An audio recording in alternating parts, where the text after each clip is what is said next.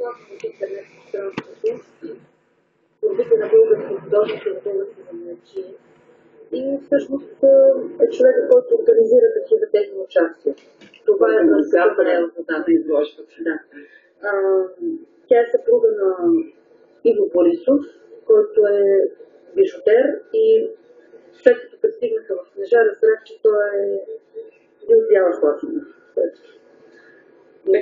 Всъщност, какви експонати съдържаше изложбата? Експозицията, която представихме, е много разнородна. Включва картини, иконостас имаше също така, пластики, керамични пластики, скулптури, бижута, дизайнерски дрехи и облекла. Всичко това е на творци, които са обединени в една обща идея, с една обща цел и популяризират своето изкуство чрез една страница в интернет, Unicad.bg е страницата. Картините чии? Картините са на няколко художника, като първо искам да кажа, че част от картините са част от собствената колекция на един от художниците. Сред тях има това, например, картина на ученичка на Мъртвичка, която виждате в момента. Е картина на ученичка на Мъртвичка. Като цяло художниците, които сме представили, са от много разнородни, като стил, като жанр. Сред тях е Станислав Божанков Станко, който е изключително популярен в своите среди. Завършил е художествената академия в Краков, в Полша, участва в много международни изложения, биеналета, триеналета по целия свят. И като казвам целия свят, имам точно това предвид.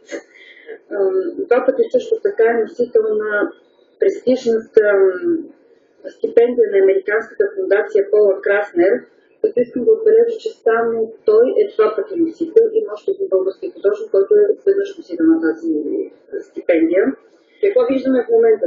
Това са странични пластики на двама автори. Искам да кажа, че някои от тях интересно съм познавам само като малки имена.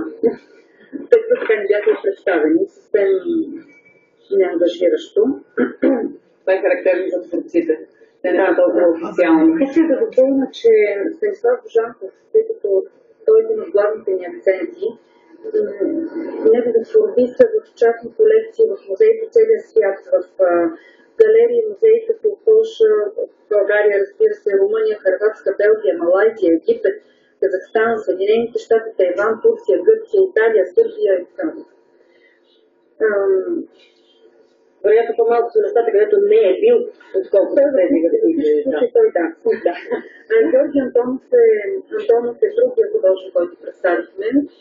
Той има 17 самостоятелни изложби, участва в много групови изложения в Германия, България, Швейцария, Франция, Япония, Чехия, Съединените щати, Македония. И другото, което е интересно за него, с което по-скоро е много популярен в своите среди, това е факта, че е организатор на международен пленер в Кюстендил Светилока, като информацията, която последно получих, че самия той е изтеглил кредит, за да реализира пленера тази година, което е в днешно време малко странно, да, повечето хора бих казали, да, са хора на странности, така че. Освен това, за него мога да кажа, че е член на Съюза на българските художници и че е член на Международната асоциация на изкуствата, която работи съвместно с ЮНЕСКО и също е носител на много престижни награди. Освен това, бих искал да спомена няколко думи за бижутерите. Тъй като за пръв път в галерията представяме бижута, разнородни са като цяло. Ето виждаме кадри. Да. Голяма част от бижутата са на Иво Борисов, като... Бижутер от Бяла Слатина. Да, родом от Бяла Слатина. Даже в момента е Бяла Слатина. Като искам да отбележа, че той е много интересен, неговите бижути са изключително артистични и негови такива арт-тушове изкрасяват плашовете на златни пясъци в Съединените щати включително. За изработката това не са негови, защото ще даме не за тях. В изработката си той използва сребро, кост, рок. Различни материали. Да, много са красиви.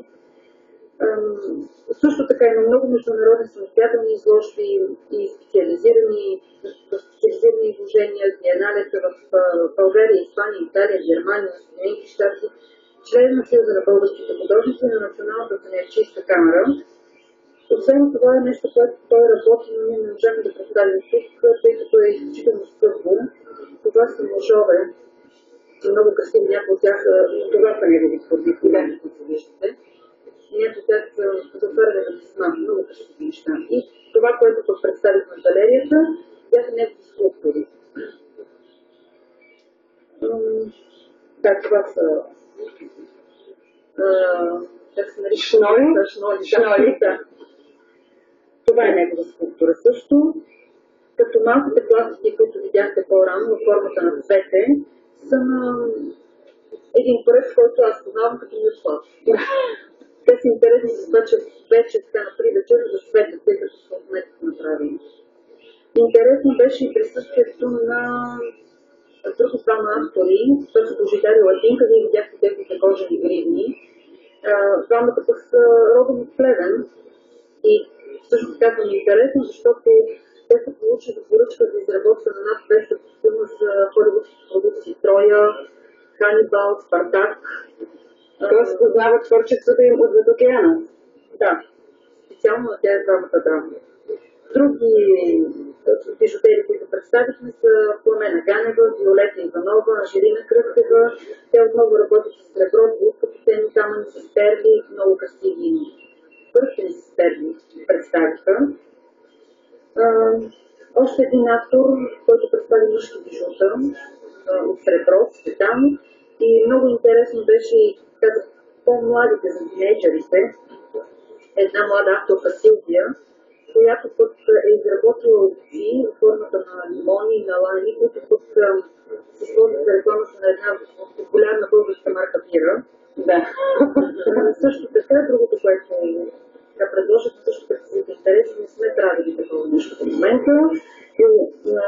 Участие на автор, който предложи фестивал дрехи от фестивал шалове, артистични и красиви, разбира се, и обици, които бяха направени от авторката Анета, които бяха направени от канап, прежда, зебло и хартия. Много артистични, много красиви неща. Това е още за изложбата, която представихме, а също така отвън на чердака направихме нещо като малка книжарничка и предоставихме възможност на гостите на музея да се запознаят с книги, които са издавани от културно-просветно дружество Родна Лудогорие. Това беше нашата инициатива в рамките на Панмира и аз съм много доволна, тъй като много голям интерес имаше още преди откриването на изложбата. Ние открихме в седмичество, а хората се почва да видят още 5 кандидата. А колко време днес се прибираме, тъй като авторите пътуват обратно. Много добре да видят повече хора. Ако сега сме събудили интерес, може ли след предаването до вечера или няма да... Не, но дядо се пътува. Вчера имаше възможност да посещение. Петък, четвъртък, когато е открито. Обикновено времето по-дълго седят, поне месец, аз очаквах, че ще кажеш.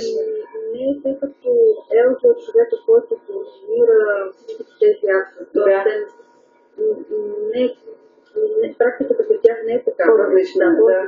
Тоест, ако някои художници виждат за своите собствени творби или бижутер за своите собствени неща, да, винаги е по минимум един месец. Просто в случая е по-различен, тъй като са различни начини, които да презентират това нещо. А имаш ли закупени от тях неща? Да. Кожените гривни от бижута, имаше керамиката, която видяхме също.